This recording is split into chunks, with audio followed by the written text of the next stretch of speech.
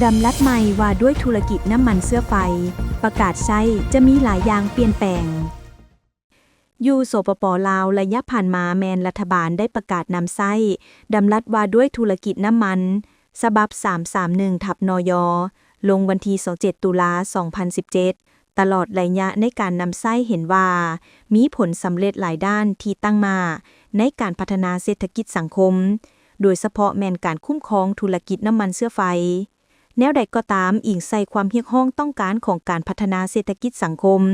ในระยะใหม่เห็นว่าต้องได้มีการปรับปรุงยกระดับดำรัสว่าด้วยธุรกิจน้ำมันเสื้อไฟใหม่เพื่อเฮ็ดให้การนำไส้มีประสิทธิภาพ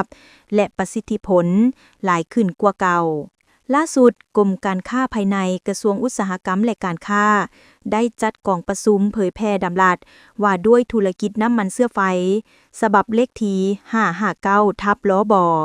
ลงวันที่9กันยายน2025ให้บรรดาผู้ประกอบกิจการบริษัทนำเข้าและส่งออกน้ำมันเสื้อไฟและบริษัทจำหน่ายภายในได้รับรู้อย่างทั่วถึงเพื่อพร้อมกันจัดตั้งปฏิบัติดำรัสฉบับนี้อย่างพร้อมเพรียงและเป็นเอกภาพกันซึ่งจะประกาศนำไส้ในท้ายเดือนนี้กองประชุมดังกล่าวจัดขึ้นในวันที่14ตุลา2025ที่กระทรวงอุตสาหกรรมและการค้าโดยการเป็นประธานของท่านสันติสุขภูลสวัสดิ์หัวหน้ากรมการค้าภายในเข้าร่วมมีบรรดาทานหัวหน้ากรมห้องกรมหัวหน้าแผนกห้องแผนกพร้อมด้วยวิชาการจากแขนงการที่เกี่ยวข้อง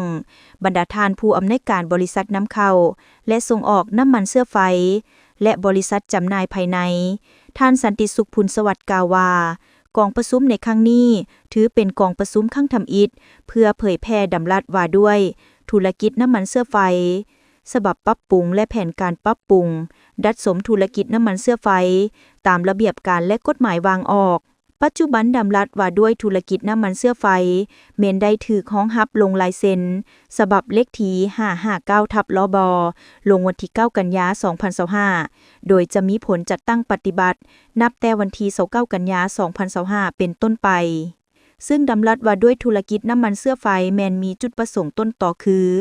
1. เพิ่มประสิทธิภาพและประสิทธิผลการคุ้มครองดำเนินธุรกิจน้ำมันเสื้อไฟโดยเฉพาะแมนการหันเข้าสู่ระบบติดตามที่ทันสมัยเพื่อสะดวกในการติดตามกวดกาและคุ้มครอง 2. ลดจำนวนบริษัทนำเข้าและส่งออกน้ำมันเสื้อไฟที่มีอยู่ปัจจุบัน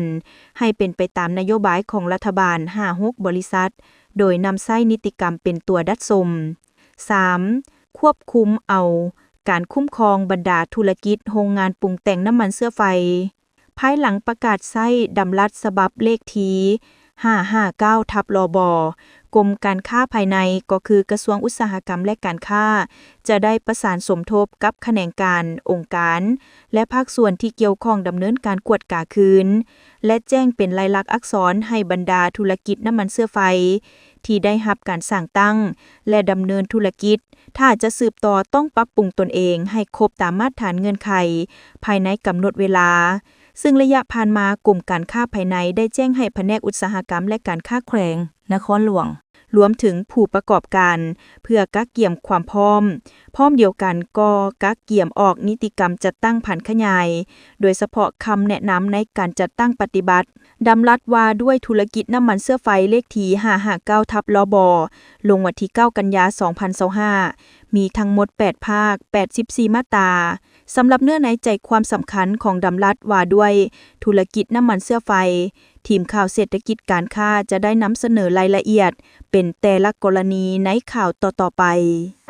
มีข่าวดีจะมาบอกสำหรับใครสนใจเช่าพื้นที่ขายเครื่องทุกประเภทและเช่าพื้นที่ป้ายโฆษณาอยู่ตลาดลาวสนใจสอบถามที่เบอร์02058389209สถานที่ตั้งอยู่บ้านสุพังเมืองไซธานีนครหลวงวิจันทร์